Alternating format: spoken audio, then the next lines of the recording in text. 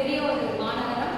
காற்று மாசுபாடால் பொல்யூஷன் மாசுபாடால் நீங்கள் எவ்வளோ பாதிக்கப்பட்டிருக்காங்க, எத்தனை பேர் மூச்சு விட முடியாமல் மூச்சு திணறல் ஏற்பட்டிருக்கு அப்படின்னு பார்த்துக்கோங்க.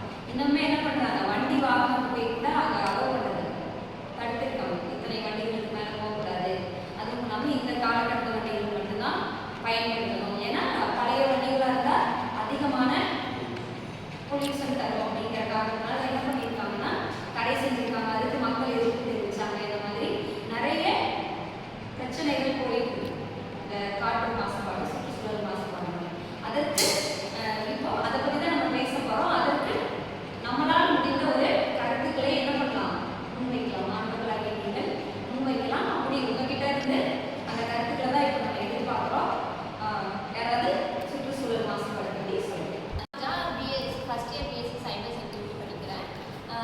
எதனால சுற்றுச்சூழல் பாதிக்கப்படுதுன்னா நம்ம யூஸ் பண்ணுற பிளாஸ்டிக்னால.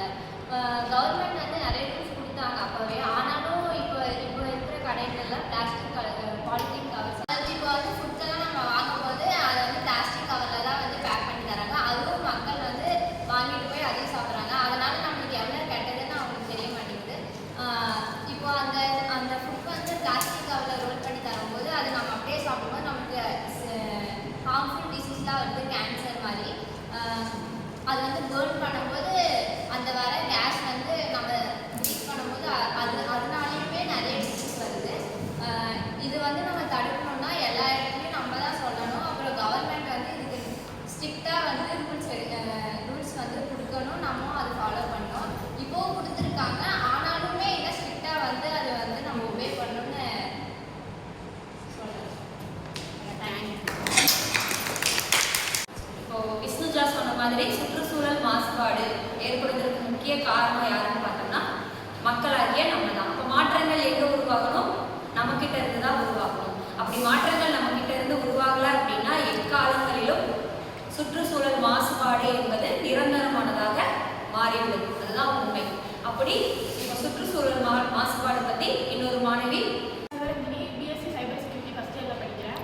இப்போ சுற்றுச்சூழல் எதனால் மாசுபடுதுன்னா ஏர் பொல்யூஷன் தான் இங்கே நிறையா இருக்குது. அது எதனாலனா மோஸ்ட்டாக வெஹிக்கல்ஸ்லேருந்து நிறையா ஸ்மோக்ஸ் பரவுது.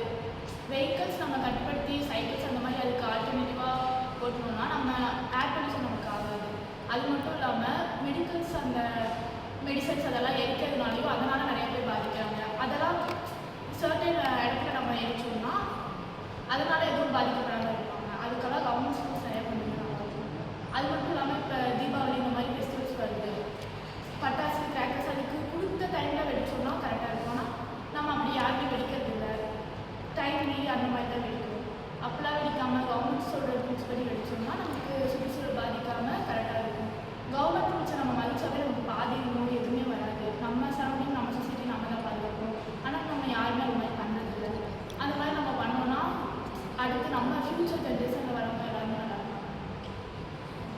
இப்போ மாணவி சிவரஞ்சனி சொன்ன மாதிரி நம்ம பட்டாசு புகைகள் இப்போ வர வாரத்தில் வந்து தீபாவளி வருது. தீபாவளி அப்போ என்ன பண்ணுவாங்க, கவர்மெண்ட் கொடுக்குறது நமக்கு ஒரு நாள் 2 நாள் தான் பட்டாசு வெடிக்கணும்னு சொல்லிட்டு.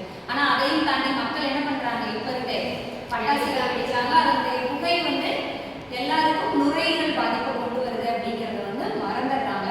அடுத்தபடியாக பார்த்தீங்கன்னா இப்போ பட்டாசுங்கிறது வந்து பார்த்தீங்கன்னா இறப்பு வீடுகள்லையும் சரி, கொண்டாட்டங்கள்லையும் சரி, அரசியல் சார்ந்த நிகழ்வுகள்லையும் சரி பட்டாசு வெடிக்கிறது ஒரு மிகப்பெரிய திருவிழா மாதிரி ஆயிடுச்சு. இருந்தாலும் என்ன பண்ணுறாங்க, அடக்கம் செய்வதற்கு முன்பு பட்டாசு வச்சு எல்லா பக்கமும் புகையை உண்டு பண்ணி வெடி வெடிக்கிறாங்க. பார்க்குறோம் இல்லையா?